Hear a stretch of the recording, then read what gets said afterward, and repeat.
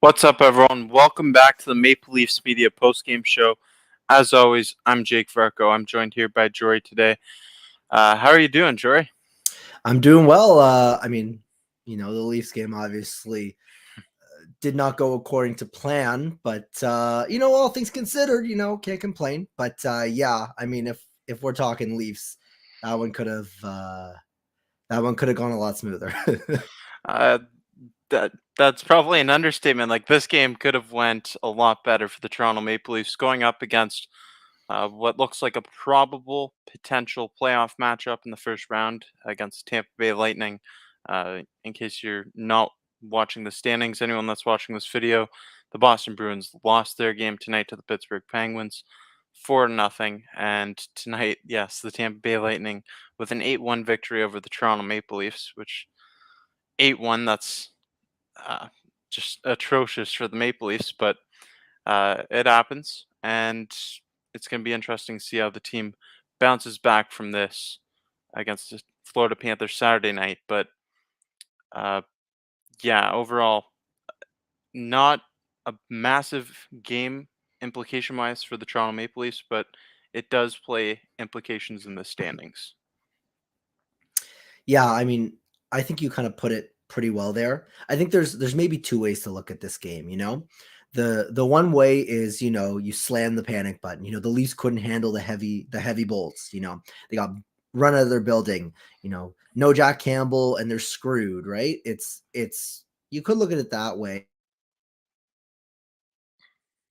Or Matthews, no Braden Point. The matchup game, as Ray Ferraro mentioned on the broadcast, they're not hard matching lines, whereas in the playoffs, Victor Hedman will be seeing the ice every time Austin Matthews is on the ice. The Leafs will be sending out presumably a Muzzin and Brody or Muzzin and Hall pair whenever, Braden Point or Steven Stamkos or Nikita Kucherov are on the ice. So this one, I wouldn't completely chalk it up to just a, disastrous performance. It wasn't. But I also think that, there's limited reading you can do into a game like this just based on how out of hand it got. And just very quickly, I would like to add that while it obviously didn't end well, I think something that we haven't seen from the Maple Leafs in previous years that was at least somewhat encouraging to see was the pugnacity and the truculence, as Brian Burke would say, after things got out to get kind of chippy. And you know what, Jory? It's hard to take a lot of good away from an 8-1 loss, of course, but I feel as if I'm feeling optimistic tonight, actually, and that might be odd. But they had some fight back at the end. 118 total penalty minutes in this game between the two teams, which, it was a scrappy game. You saw Kyle Clifford playing whack-a-mole with Corey Perry's head earlier in the game. But the way I'm looking at this is, you don't smash the panic button, and being optimistic, I think that this loss could actually potentially pay dividends for the Toronto Maple Leafs in the playoffs if they end up going up against Tampa Bay Lightning. And this could be something that motivates them. If they play against the Lightning, I'm going on a limb here, and I'm going to make a prediction that they win Game 1, just based off of the motivation that they're going to have after this loss. Yeah, that you would definitely think that momentum will be a factor based on this game. And obviously, momentum is a finicky thing.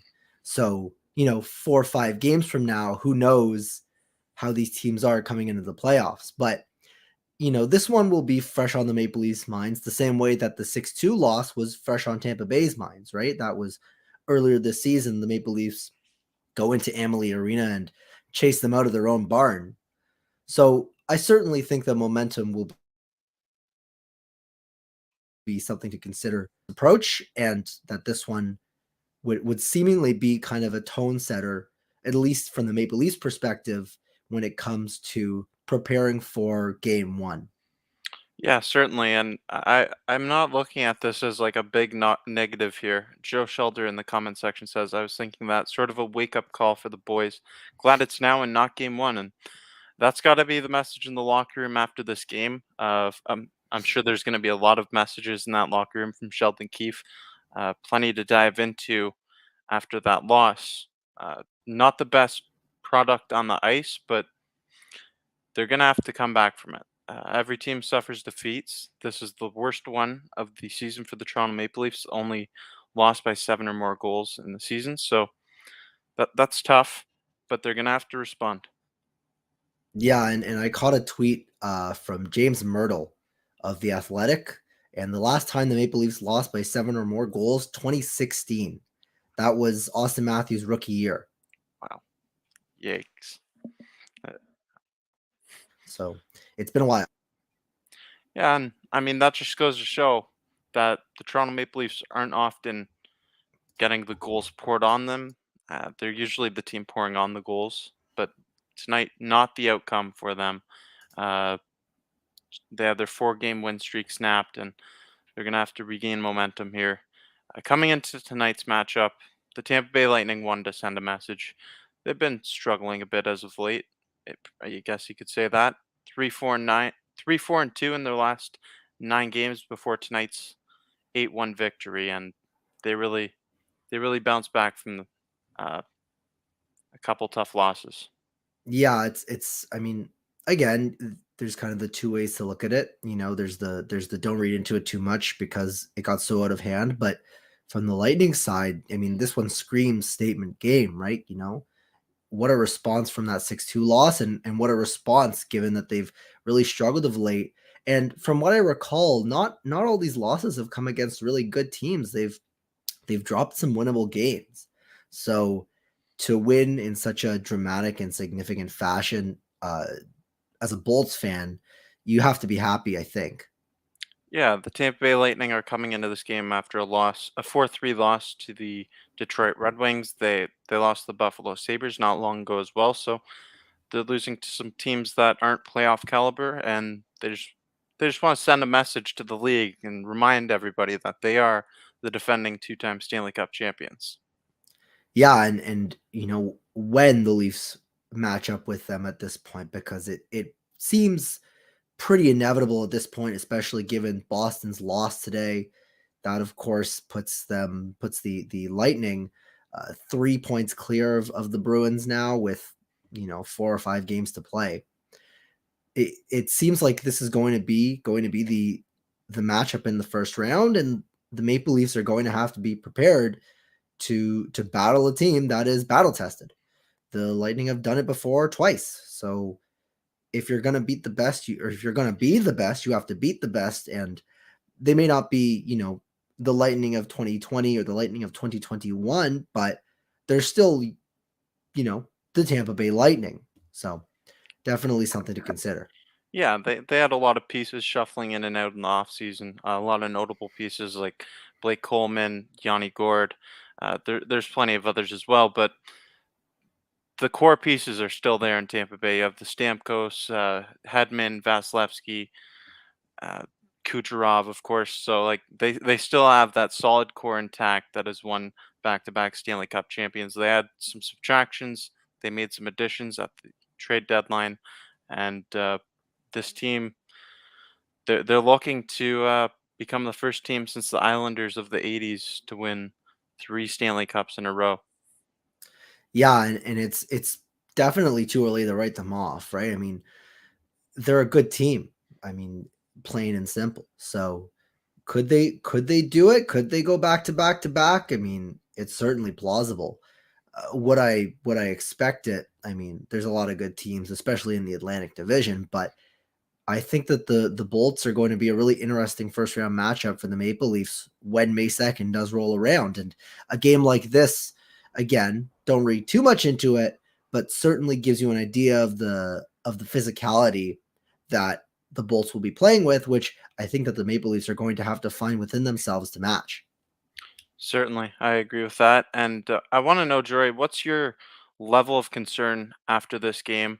I'll give my take on that first. I'm not really too concerned about the 8-1 loss. Obviously, it's not ideal, but like as I mentioned earlier, I think they can take some positives from it and use that as motivation going forward. Uh, I like the scrappiness of the game, and if anything, the most concerning thing to me from this game was Eric Shelgren having 8 goals against him.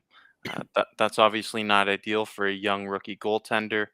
And then Austin Matthews again held out of the lineup for three consecutive games.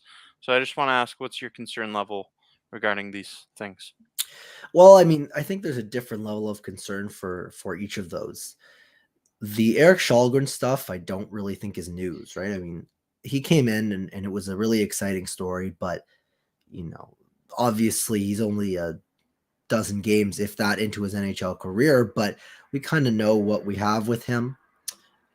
Just in terms of he's kind of a fringy backup type on a so-so team, probably not the Maple Leafs backup when next season rolls around, or it would be pretty surprising if he was. The Austin Matthews stuff, you would hope it's an abundance of caution, but I mean, who knows? They're really playing their cards very close to their chest. So I think that the level of concern is kind of low on those.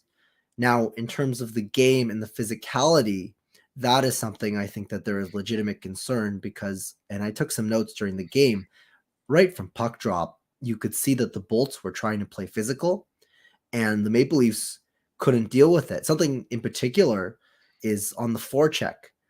Ilya Lyubushkin was having all kinds of problems breaking the puck out of his own zone, and he's not a puck mover as it is, so no surprise there.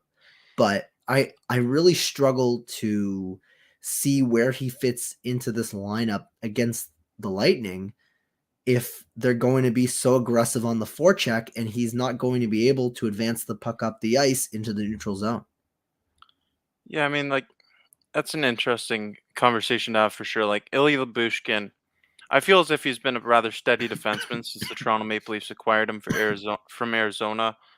I personally feel he does have a place on the team, and interesting matchup against the Tampa Bay Lightning for sure. They're a high flying team that's very physical, and Labushkin's a physical guy, so that's nice to have. But the puck movement thing may be an issue. I just don't know with the status of Jake Muzzin and Rasmus Sandin how you replace him. Yeah, it's like it's almost a paradox that you need his physicality, but if he can't break the puck up the ice, then that's basically what plagued the Maple Leafs back in 2017-18 and 2018-19 against the Bruins. The Bruins would target the right side of their defense, the Ron Hainsey's and goodness, it was so long ago. I'm having trouble remembering who some of their Um, other right-hand defensemen were. well, I Or they believe didn't did they even have? I think Jake Gardner was playing on the right side, was he not? I don't know. I mean, he's a left-handed shot. Was he playing with goodness, it's man, Yeah, too it's been a while. it's you know what? Just try to scrub those from your memories, right? But no,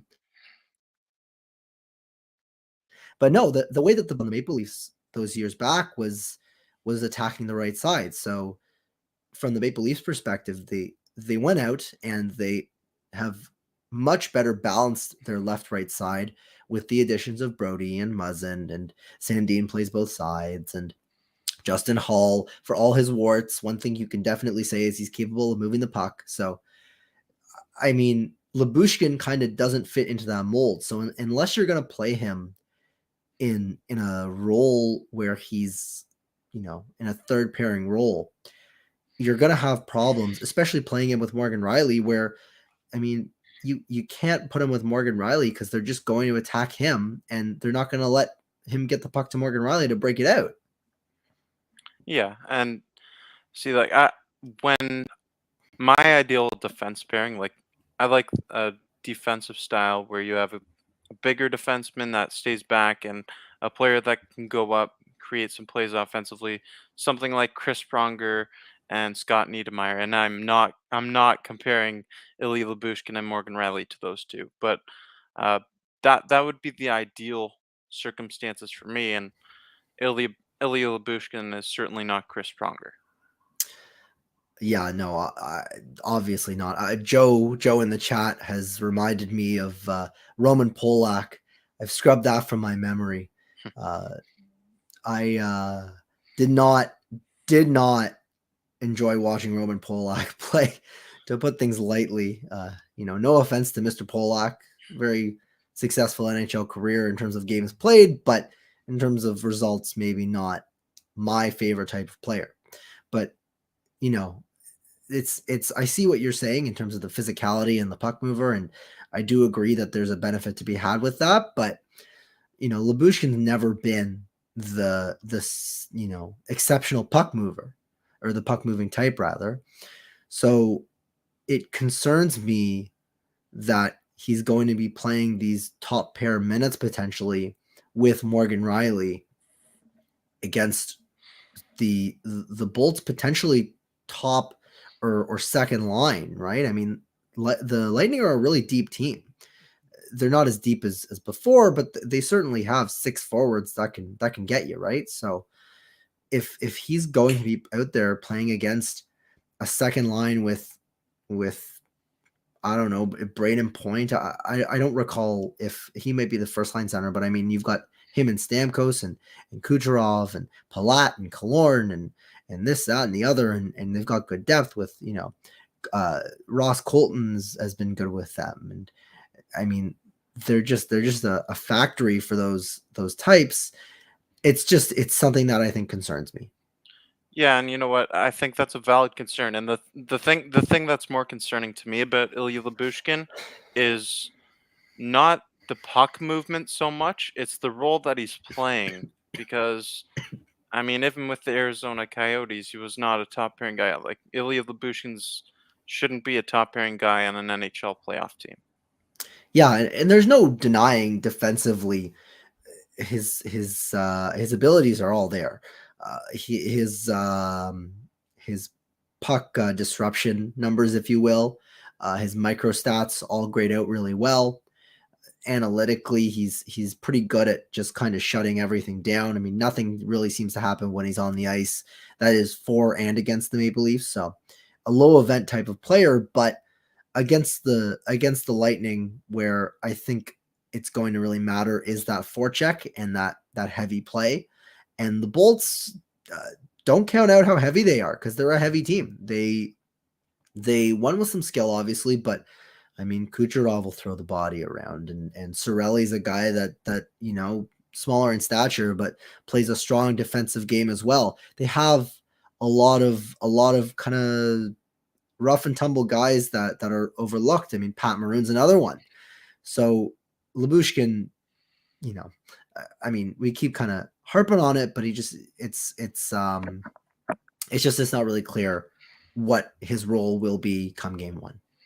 Yeah, certainly, and I think that's something that this team, Sheldon Keefe in this front office, they need to try to figure that out as soon as possible to get some repetitions with the defensive pairings they're going into the playoffs with. Yeah, and I mean, this isn't the Maple Leafs defense, fully healthy. There's guys that'll likely be in there. You'd think that Muzzin probably slots in. Obviously, he's had his injury woes, but you're not holding him out here eh, in with the expectation that he's done for the first round. There's been no indication of that, and I mean the same goes with Matthews and Sandin. Even though apparently the term they may have used was longer term, I mean that was a couple weeks, maybe even months ago at this point. So you'd think he's going to be returning at some point. I've seen that he's been out there skating with a couple of those guys that have been out. So I mean, we'll see, but the defense definitely feels a lot like it's definitely like it's fluid. Yeah, definitely. There's a lot of injury concerns on this team right now, and they just can't afford to have any more players go down. At this point in time, like going forward here down the stretch of the remaining 4 games, uh, would you be would you be looking at resting the Mitch Marners and John Tavares type of players? Yeah, this is an interesting one because I mean, obviously you want these guys fresh for the playoffs, but uh, you know, for all his controversial decision making, Babcock was a big proponent of having guys ramp up as the playoffs approached. So it's definitely a balance, and you only know when you know. So I think the coaches will be talking to the players about it, and there'll be internal discussions.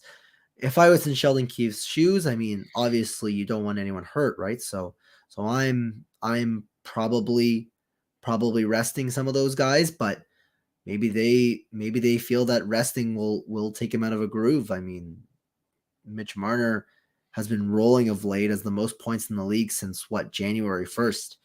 I mean, he probably doesn't want to come out of the lineup.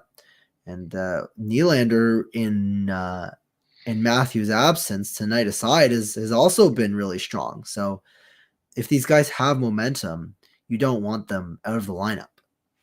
Yeah, definitely. I agree with that. I feel like there's got to be a balance somewhere there. Like maybe it's tough because you don't want to take anyone out of the groove, but if you rest someone like what you see in the preseason kind of thing, obviously you're not going to be calling people up and stuff like that. But if you can rest someone one night, get them in the next, like say sit Marner uh, for the next 2 games, playing the final two. Uh, that's something I'd be looking into doing because there are a lot of injury concerns on this Maple Leafs team, and their depth is really going to be tested here. Yeah, you bring up an interesting point, and I was just about to kind of touch on that. Uh, the calling players up from the minors. I know that you have a limited number of recalls after the deadline. I believe it's 4, but the playoffs are a different animal, and there's going to be injuries. So I do wonder if it wouldn't be beneficial to bring up your 15th forward, your 16th forward, your ninth defenseman, your 10th defenseman, just to put them on the radar. And obviously these guys aren't in the lineup unless something's gone catastrophically wrong. Ideally, but I mean, you think back to the Pittsburgh Penguins that won back-to-back Stanley Cups. I mean, it was Chris Letang and a bunch of nobodies, or Ron Hainsey, I think, was a top pairing guy for a brief period on them, right? So the depth will be tested, and they'll at least have a lot of depth at the NHL level. I think it'd be reassuring to see what they have down at the Marlies in terms of playoff preparedness. Yeah, certainly. And I mean, if it's something that they can work out with the cap situation, then why not give it a shot, right? Yeah, obviously the cap is prohibitive in that manner. They would probably have to do some funny business to call people up, but I mean, it's definitely something that I would think probably is in the back of their mind. I don't know if it's a priority. I think the priority is everyone's healthy and Jazz for game 1, and I don't doubt that they will be, right? There was all that talk early in the season, none of this matters, and as an outsider, it was difficult to be engaged almost, just because there was such a strong narrative that nothing mattered until the postseason, right? So, I mean, at this point, that talk needs to become action. Absolutely, it does. And uh, I guess let's go over the 3 stars from tonight's game. Uh, third star of the game, I have Ross Colton. He had a pair of goals tonight, and this is a player who he's really stepped it up this season. And I mean, the game-winning goal, the Stanley Cup winning goal last season, really put him on the map, and he's been performing with a pair of goals here tonight. Yeah, I mean, everyone on the Bolts was noticeable, but I'd certainly highlight him as well. They brought it up on the broadcast that he's really had a significant breakout year with the departure of Gord and Goodrow and Coleman.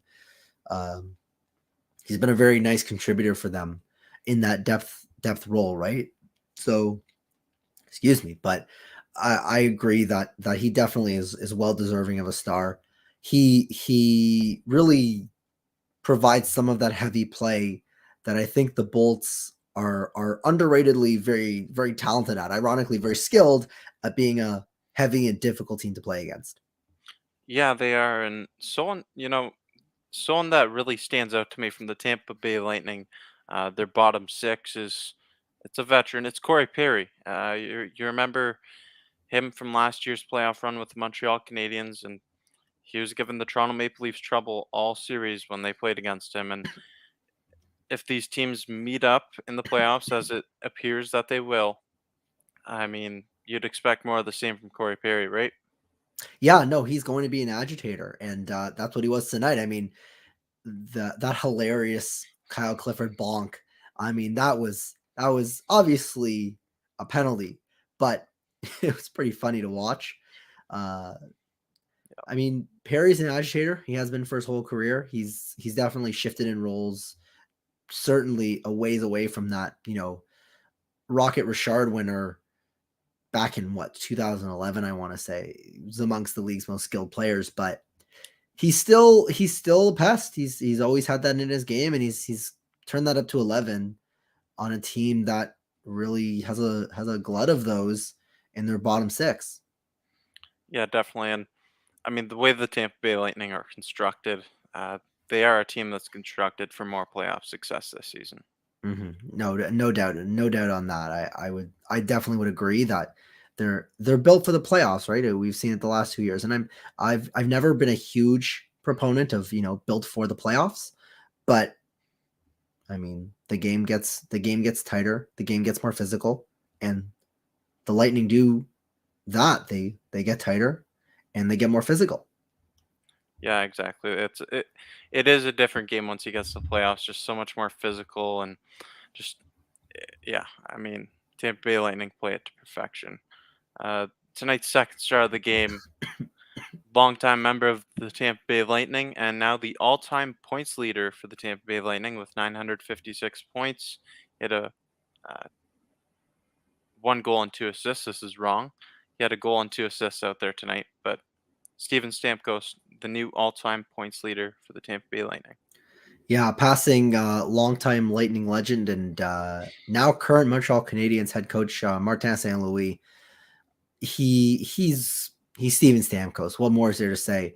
He was Austin Matthews before Austin Matthews was Austin Matthews, just in terms of how prolific he was as a goal scorer. He's really kind of the face of that franchise, I think. And for him to score that goal against his childhood team, and obviously he spurred the Maple Leafs back in 2015, I believe it was, in free agency. That chaotic, 24-hour period, might even been like a 3-hour period where Weber for Subban and Hall for Larson and of course Stamkos resigns.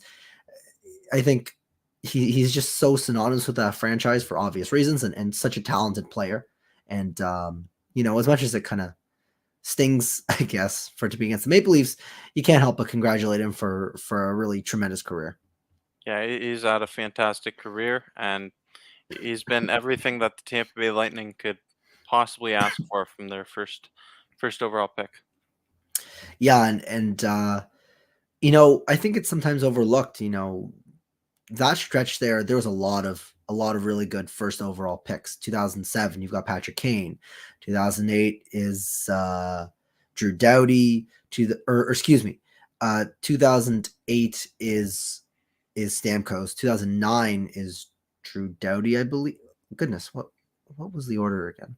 I mean, I 2008, 2008 Stamkos. Doughty was second overall in yeah, 2008. 2009 is Tavares. Excuse me. Yeah, yeah. Yeah, no, I knew that it was the forward defenseman, but anyways, 2010 is Taylor Hall. 2011 is Ryan Nugent Hopkins, who, while not at that level, certainly still a really successful player. So that stretch was really successful. And you look at the last 5 years, you've got Lafreniere, who's been a bit of a bubble guy at times, and Nico Heischer's been a bit of a bubble guy at times. He was 2017, 2018 is Rasmus Dahlin. He's kind of a fringy, bit of a breakout year this year, but he's been up and down. 2019, Jack Hughes, obviously a lot of success, but yeah, you get the idea that these guys aren't coming in and having immediate, huge success in the way that those kind of guys were, right? So my point here is basically that first overall picks being a huge success is not a given. And Stamkos, as you said, everything and anything you could have asked for a first overall pick. It's definitely not a given because after that stretch that you mentioned, up until 2011, if you remember 2012, that would be the draft year of Neil Yakupov going first overall, and we all know how that played out. Exactly, the fail for nail campaign, which obviously goes sideways, and it's obviously a crapshoot, right? Most first overall picks aren't gonna flame out in that capacity, right? He's up there with Alexander Dyke and Patrick Steffen as some of the weaker first overall picks, but not a given. And Stamkos has delivered in every way, shape, and form for that franchise.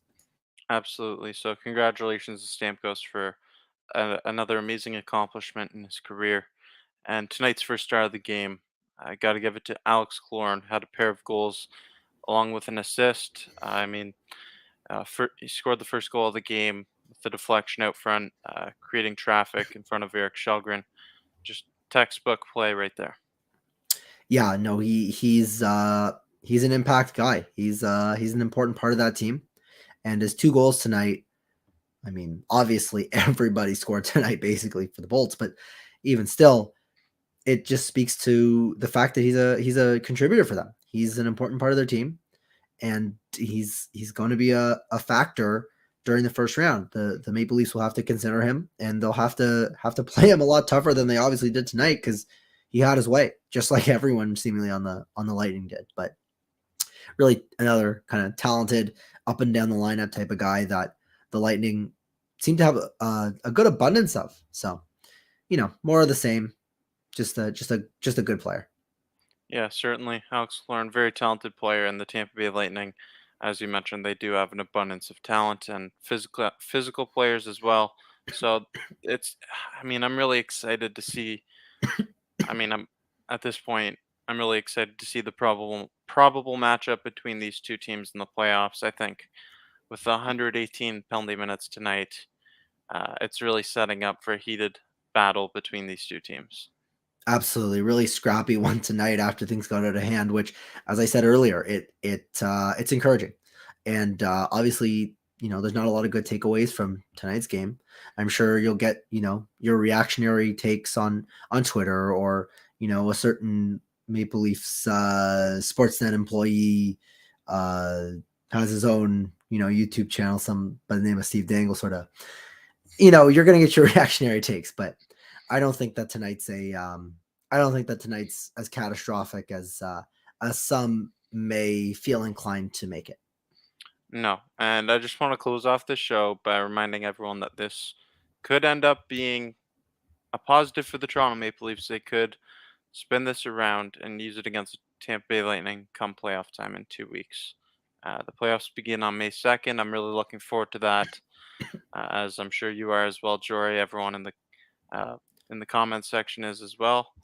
Uh, Maple Leafs take on the Florida Panthers at 7 p.m. Eastern Standard Time Saturday night. I'll be back here for another post-game show then. I look forward to seeing you then. Jory, do you want to give your closing statement for Maple Leafs media? Yeah, and I mean, as I've kind of said before, this one's not a game worth reading too much into. I think there's negatives and there's positives, obviously, to draw from it. The Eric Shalgren doesn't look like an option. Things a bit concerning.